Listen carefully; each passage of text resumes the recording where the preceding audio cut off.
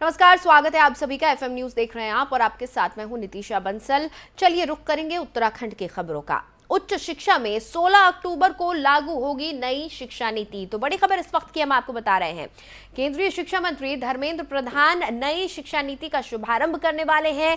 NIP लागू करने के लिए विभाग ने तैयारियां पूरी कर ली हैं। सीएम आवास के मुख्य सेवक सदन में होंगे कार्यक्रम आयोजित।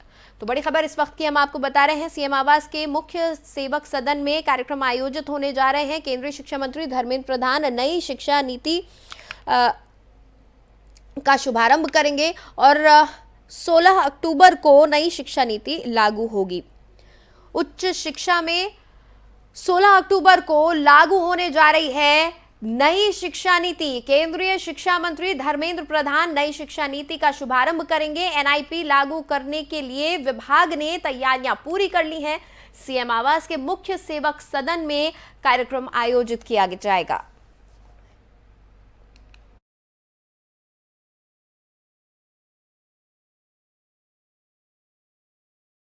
शिक्षा में 16 अक्टूबर से नई शिक्षा नीति लागू करने का फैसला लिया गया है और इसके लिए तैयारियां पूरी कर ली गई हैं। एक कार्यक्रम आयोजित किया गया है जो कि सीएम आवास के सेवक सदन में आयोजित किया जाएगा।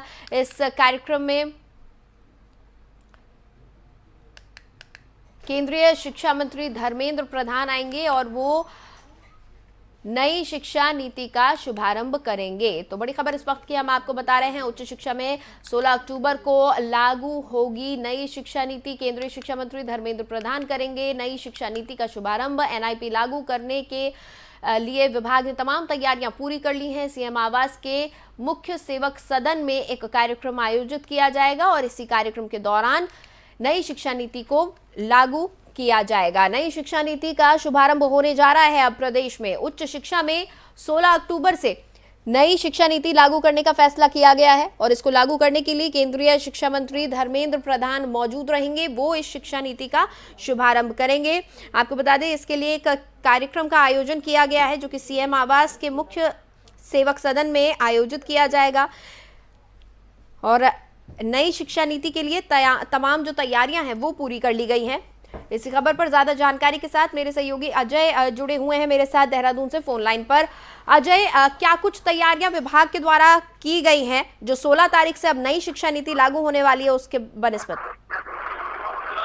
देखिए, उत्तराखंड में उच्च शिक्षा विभाग में 16 अक्टूबर से नई शिक्षा नीति को लागू किया जाएगा और नई शिक्षा नीति के तहत जितने भी जो प्रावधान है वो प्रावधान अब यहाँ पर लागू हो जाएंगे।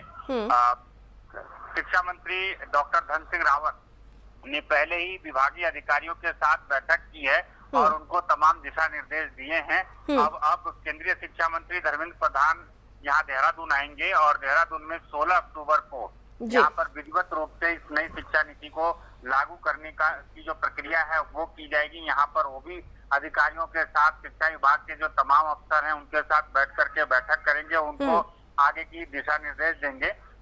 ठीक है। सबसे कोशिश ये की जा रही है कि जिस तरह से माध्यमिक शिक्षा में कौशल विभाग विकास में जिस तरह से अधिकारियों को जिम्मेदारियां दी गई हैं, उनको बताया गया है कि कैसे बच्चों को आगे उनके योग्यता के तहत उनके सपनों को कैसे वो साकार करेंगे, उसके तहत उनको किस तरह से आगे बढ़ाया जा रहा है। उसी तरह से अब जो उच्च शिक्षा नीति के तहत भी ज्यादा से ज्यादा जो विद्यार्थी हैं, जो छात्र हैं, उनको लाभ पहुंचे, इसके तहत केंद्र सरकार की जो योजना है, केंद्र सरकार ने जो नियम बनाए हैं उन नियमों के तहत उनको कैसे जागरूक किया जाए, कैसे वो आगे बढ़ें, इस दिशा में प्रयास किए जाएंगे।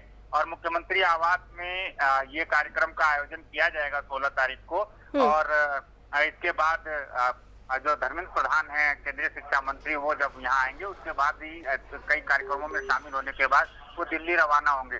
तो उनकी बैठक के लिए और इस बड़े प्रोग्राम के लिए तमाम तैयारियां हैं वो शिक्षा विभाग की ओर से की जा रही हैं। पहले इस शिक्षा मंत्री डॉक्टर धन सिंह रावत ने जिम्मेदारियां दी हैं अधिकारियों को, अफसरों को, और उनके साथ बैठक भी की है पहले। और अब देखने वाली बात उस दिन 16 तारीख को जब प्रोग्राम होगा तो वहाँ पर किस तरह का आयोजन किया जाता है। लेकिन कोशिश ये की जा रही है अजय, नई शिक्षा नीति लागू होने के बाद किस तरह से उत्तराखंड में जो शिक्षा का रूप है वो बदलने वाला है? किस तरह से इस नई शिक्षा नीति के द्वारा बच्चों को प्रोत्साहित किया जाना है? किस तरह से सिस्टम में बदलाव आने वाला है? देखिए, चूंकि पहले ही जो माध्यमिक शिक्षा है और जो प्राइमरी शिक्षा है उसमें ये नीति लागू हो गई है। हाँ। और अब उच्च शिक्षा में इस नीति को लागू करना है। उसके प्रावधान सबको पहले से पता है। केंद्र सरकार ने जो प्रावधान बनाए हैं वो प्रावधान को कैसे यहाँ पर अब आगे बढ़ाना है, कैसे जो उच्च शिक्षा से संबंधित जो छात्र हैं उनको अपने आगे कैसे पढ़ाई को आगे दुरुस्त करते हुए कैसे आगे अपने सपनों को साकार करना है, तो उस दिशा में ये कार्यक्रम तय किया गया है। और क्योंकि सबको पहले से ही तमाम विषयों के बारे में, तमाम नियमों के बारे में जानकारी है, तो एक तरह से कहें तो एक तरह से औपचारिकता भर है। लेकिन उसके बावजूद भी बड़े स्तर पर यहाँ पर प्रोग्राम किया जा रहा है।